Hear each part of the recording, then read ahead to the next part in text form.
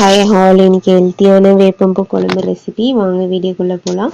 கடாயில் ஒரு table spoon oil, 2 table spoon மிளகு, சீரகம், காஞ்ச மிளகாய் சேர்த்து நல்லா வதக்கிக்கோங்க. இது கூடவே நம்ம பூண்டையும் சேர்த்துக்கணும். பூண்டையும் சேர்த்து நல்லா வதக்குங்க. இப்போ கட் பண்ணி வச்சுருக்க வெங்காயத்தையும் சேர்த்து நல்லா வதக்கிக்கோங்க. இது சூடு ஆறுனதும் நம்ம மிக்சியில் அரைச்சி வச்சுக்கணும். இது மசாலாவாக குழம்புல ஆட் பண்ணுறதுக்காக தான் இப்போ வதக்கி எடுக்கிறோம்.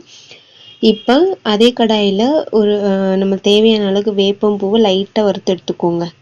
ரொம்ப வறுத்திங்கன்னா தீஞ்சிரும். இப்போ இதை மிக்சியில் போட்டு இந்த மசாலாவை நம்ம அரைச்சிக்கலாம்.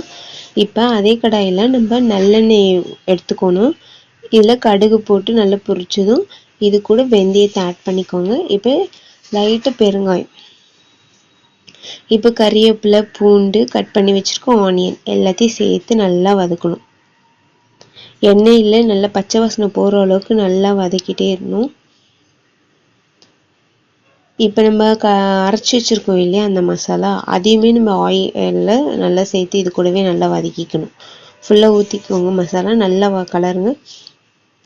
பச்சை வாசனை போகிற அளவுக்கு நல்லா எண்ணெயிலே எண்ணெய் பிரிஞ்சு வரணும். அந்த ஸ்டேஜ் வரைக்கும் நல்லா நம்ம வதக்கணும். நல்லா வதக்கும்போது இதில் கல் உப்பு, குழம்பு தேவையான உப்பு, நாங்கள் சால்ட் வேணுன்றவங்க சால்ட் யூஸ் பண்ணிக்கோங்க. நாங்கள் நம்ம குழம்புலாம் மோஸ்ட்லி கல் உப்பு தான் யூஸ் பண்ணுவோம்.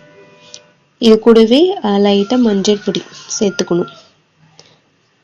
இப்போ குழம்புக்கு தேவையான மிளகா பொடியை சேர்த்துக்கணும். ஆயிலே நல்லா அந்த நல்லெண்ணெய்க்கு அதுக்கு வாசனை நல்லா வதக்கவே நல்லா கமன்னு இருக்கும். நல்லா வதக்கி எண்ணெய் பிரி ஸ்டேஜ் வந்தோடனே நம்ம புளி கரைச்ச தண்ணியும் ஊற்றிக்கணும்.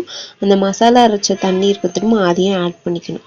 இது கூட கொஞ்சம் எக்ஸ்ட்ரா தண்ணி உங்களுக்கு தேவைக்கேற்ப ஊற்றி தட்டு போட்டு மூடி வச்சுட்டு கொதிச்சதும் நம்ம வறுத்து வச்சுருக்கோம்ல வேப்பம்பூ, கையிலே அதை லைட்டாக நுணுக்கிட்டு அதை அப்படியே தூவி விட்டுறணும்.